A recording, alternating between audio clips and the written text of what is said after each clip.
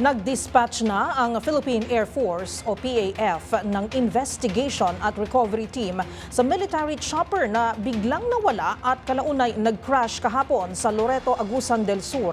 Walang nakaligtas sa 6 na sakay ng nabulilyasong humanitarian assistance operations na nakatokasan ng sumaklolo sa mga nasalanta ng Bagyong Tino.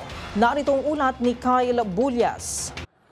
Nauwi sa trahedya ang isa sa gawasan ng Humanitarian Assistance at Disaster Response Operation ng 6 na tauhan ng Philippine Air Force para sa mga nasalanta ng Typhoon Tino. Ito ay matapos mag-crash ang sinasakyan nilang Super UA helicopter malapit sa bisinidad ng 60th Infantry Battalion sa bayan ng Loreto sa Agusan del Sur. Wala ni isang nakaligtas sa mga tauhan ng Air Force na sakay ng helicopter.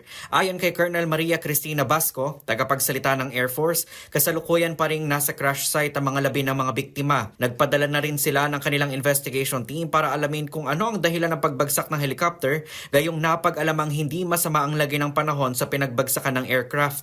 Kaya nagpadala po kami ng investigating team and yung recovery team din po from the Air Force para po agaran pong makonduct po yung pag-investigate po para po malaman po natin yung cause. Medyo maaga pa po para po mag-speculate po kung ano po talaga yung naging cause. Kaya po naantay lang po natin yung result ng investigation. Sabi ni Basco, maayos na nakalipad mula sa Davao ang 4 na aircraft patungong Butuan City pero nawalan sila ng komunikasyon sa isang chopper dahilan para maglunsad agad ng search and rescue operation.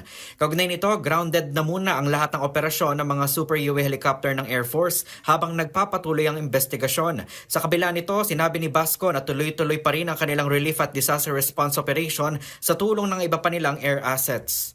Para sa MBC TV Network News, ito si Kyle Bulyas ng Deezer H. Una sa Pilipinas, una sa Pilipino.